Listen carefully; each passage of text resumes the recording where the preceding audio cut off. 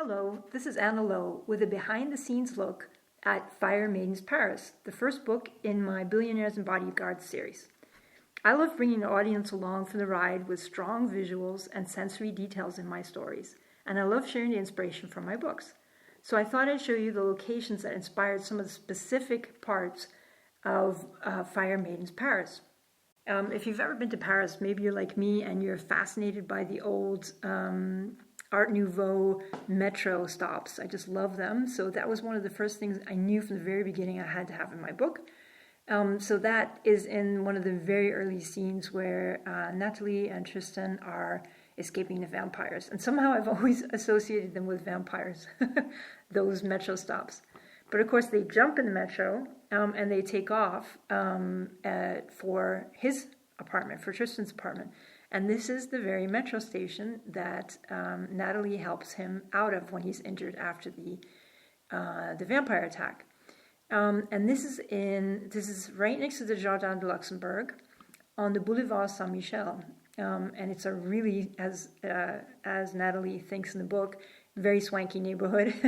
These are some of the buildings on the left side of the street, and the right side of the street is the Jardin de Luxembourg, the Luxembourg Gardens, which used to be a palace and is this beautiful gardens where for me, the image is the kids with the little boats that you can use in the pond there. And lucky Tristan, he lives right across the street from there. This is his front door on the Boulevard Saint-Michel, and picture, I spent a long time looking up at these penthouses and thinking about, wow, just having an apartment with all those floor-to-ceiling windows, just looking out not only over the park, but over all of Paris. You can see the Eiffel Tower from these windows, and just the rest of Paris. It's amazing. And of course, in the park right across the street, lots of good places for your lion buddy Liam to hang out while kind of keeping guard for you. So that was one. I just kind of stumbled across that neighborhood. I was going to the Luxembourg Gardens anyway, and when I spotted those buildings, I was like, boop, I've got my hero's house. Another part of the story, you think of Paris, you think of Notre Dame, I do at least, I think of the gargoyles, so of course I had to have some gargoyle shifters in there, including some among the guardians. And the Guardian's mansion is kind of a funny story too, because I was sightseeing in Paris with my family, and we've been there a couple of times already. And we thought, well, let's try something new. So where did we go? We went to the Pigalle neighborhood, which it was a traditional neighborhood once upon a time. But somehow it's become like the red light district. Well, not so much a red light district, but it's just full of sex shops. And my son, we were walking along, I think he was like 13 at the time, and he just started counting. And by the time we went just a few blocks, he had already counted 26. So poor Natalie has to walk through that gauntlet as well. But as in the book, it's amazing. You get to one of the side streets and you turn up a side street and you go just a few blocks, and all of a sudden it's a completely different neighborhood. All of that, you leave all that, the blinking red lights behind, and there's this lovely, leafy, quiet neighborhood. And right at the end of this dead end is this house, this beautiful house with this kind of concave facade. And that is the Guardian's palace, or the Guardian's headquarters in Paris. I thought, that's perfect. You see a building like that and you're like, oh, I have to use it for something. And it was perfect for the Guardians. So that's where Alaric lives, basically. Of course I did a lot of exploring in Paris, and it's hard work, guys. It's not as easy as it seems, so you have to stop and sustain yourself. So this is what an author does when she visits a city for inspiration. Of course, you go to a place like Paris. Anytime you think of Paris, you think of Notre Dame. And unfortunately, I was there researching for this book a week after it burned down. Oh, not burned down, sorry. A week after the fire, the terrible fire. So it was quite sad to walk by and see it in this state. But from the very beginning, I knew that gargoyles and living in Notre Dame would be at least a side angle to my story. And from there, if you walk towards the Eiffel Tower, you walk along the River Seine, and there's bridge after bridge after bridge. And going under one of them, the Pont de Carrousel, is one of the older bridges. As I walked under there, there's kind of like these little niches in this picture doesn't show very well.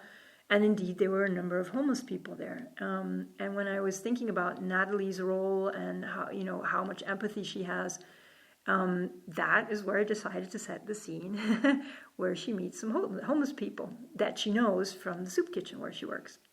But of course, she's with Marcel at the time, who's trying to impress her, and he's pointing out, oh yes, that's where I grew up, in that place right over there.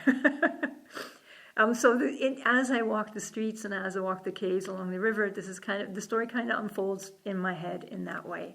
So I have the basics in my head ahead of time, and then as I walk around, it kind of the story will take on a life of its own. So if you walk a long way along the river, eventually you get to the Eiffel Tower. And I went, of course, probably several times during my stay. And one of the things that was amazing to me was that I hadn't seen earlier was the sparkle show. So after the sun goes down, they do on the hour, like the Eiffel Tower light up, like lights sparkling all over it.